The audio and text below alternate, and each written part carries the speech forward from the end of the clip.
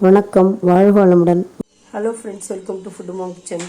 இன்றைக்கி அடை செய்யலான் இருக்காங்க. அடைக்கு பார்த்திங்கன்னா ஒரு அழகுக்கு பச்சரிசி, 3/4 அழகு துவரம்பருப்பு, 3/4 அழகு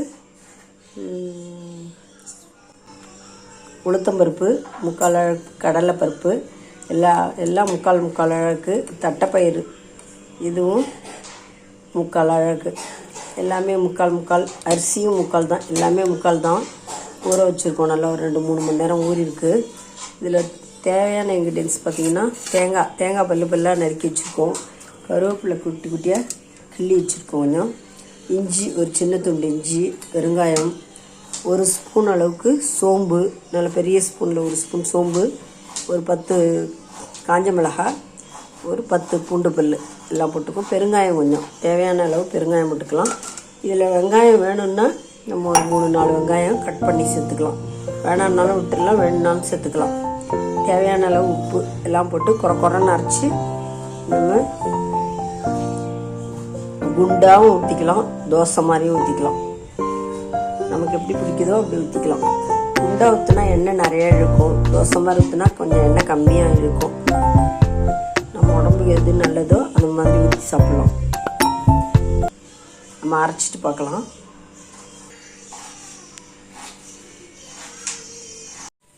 ஒரு கடாயை வச்சுட்டு தேவையான அளவு நம்ம எண்ணெய் ஊற்றிக்கலாம்.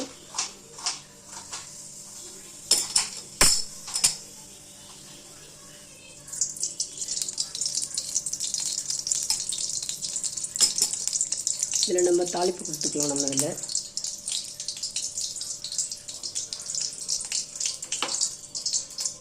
முதல்ல நம்ம இந்த பூண்டு, காஞ்ச மிளகா இதெல்லாம் ஒரு ஓட்டிப்போம் குறைன்னு. அப்புறம் இந்த பருப்பெல்லாம் குறைன்னு கொஞ்சம் சேர்த்து ஓட்டி எடுத்து வச்சுக்கலாம். 2-3 தரையாக ஒட்டிக்கலாம். நிறையா இருக்கிறதால 2-3 தரையாக ஒட்டிக்கலாம். மாவு அரைச்சாச்சு. இதில் தேவையான அளவு நம்ம உப்பு போட்டுக்கலாம்.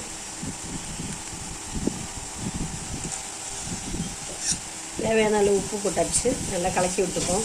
நம்ம 2 தடவை அரைச்சதால் அந்த காரம்லாம் மிளகாலாம் அடியில் இருக்கும்.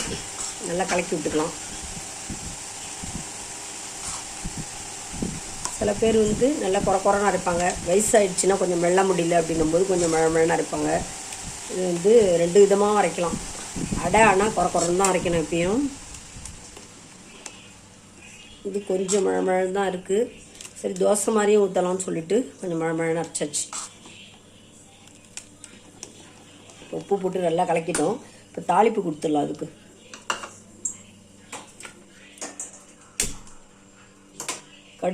கடுகு உளுத்தம்பருப்பு கொஞ்சம் போட்டு, அடுத்த பெருங்காயம்.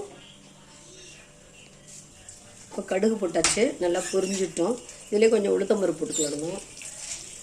உளுத்தம்பருப்பு இருக்கும்போது அடையில் கொஞ்சம் மென்று சாப்பிடும்போது நறுக்கு நல்லாயிருக்கும். அதுக்காக கொஞ்சம் உளுத்தம்பருப்பு போடுறது. இந்த ஸ்டேஜில் நம்ம கொஞ்சம் கருவேப்பிலையும் போட்டாச்சு. தேங்காய் போட்டுக்கலாம். ஒரு வதக்கிட்டு அதில் கொட்டிக்க வேண்டியதான். வெங்காயம் அரிஞ்சு வச்சுக்கோம். வெங்காயமும் போட்டுக்கலாம். பெருங்காயம் இதில் போட்டேன் நான். இருந்தாலும் நம்ம அடை சுடும்போது நல்லா வேகும் இல்லை, நல்லா முறப்பாகும். அதனால் பெருங்காயம் அதிலே போட்டாச்சு.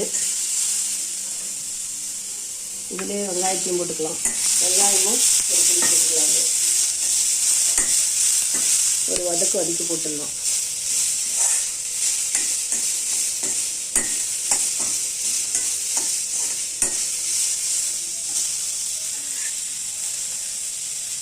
ஒரு வதக்கி இதில் இப்போ நம்ம தாளித்து இதிலே மாவில் ஆட் பண்ணிக்கலாம்.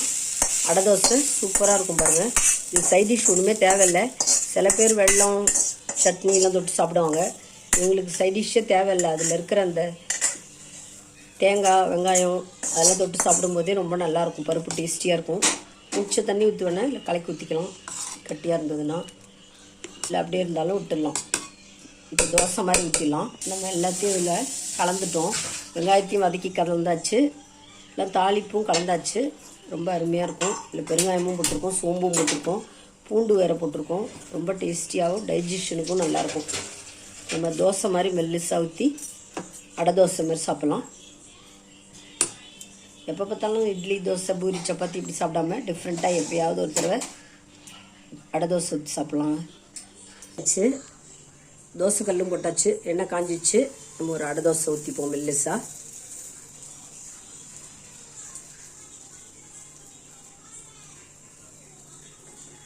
நல்லா மெல்லிசாக ஊற்றிக்கலாங்க.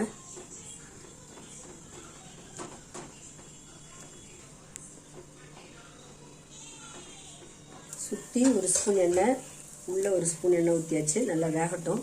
நல்லா வெந்தவொடனே எடுத்தால் டேஸ்டியாக இருக்கும். அந்த பருப்பெல்லாம் முருவலாக வந்து நல்லா வெந்தவொடனே திருப்பி போட்டு நல்லா வேக வச்சு பொறுமையாக எடுக்கலாம்.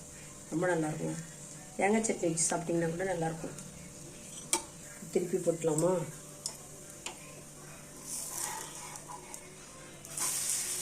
நல்லா திருப்பி போட்டாச்சு. நல்லா கோல்டன் ப்ரௌன் ஆகிடுச்சு பாருங்கள். நல்லா வேக வச்சு வேணும்னா எண்ணெய் வேணும்னா நம்ம சுற்றி கொஞ்சம் ஊற்றிக்கலாம், வேணும்னா விட்டுடலாம். எண்ணெய் வந்து உடம்புக்கு கெடுதி தானே, அதனால் ஓரளவு குறைச்சி ஊற்றிக்கிறது நல்லது தான். ஆனால் அடை தோசையில் கொஞ்சம் எண்ணெய் ஊற்றினா தான் நல்லா டேஸ்டியாக இருக்கும். முருகலாக நல்லா வெந்தோடனே எடுத்துட வேண்டியதான். இதில் ப்ரோட்டீன் நிறையா இருக்குது. பருப்புலாம் நிறைய சேர்ந்துருக்கிறதால குழந்தைங்களுக்கு ப்ரோட்டீன் சத்து நல்லா கிடைக்கும். இது கொஞ்சம் நேரம் எடுக்கும் தான், ஆனால் நல்லா டேஸ்டியாக இருக்கும். நம்ம பொறுமையாக வேக வச்சு எடுக்கலாம்.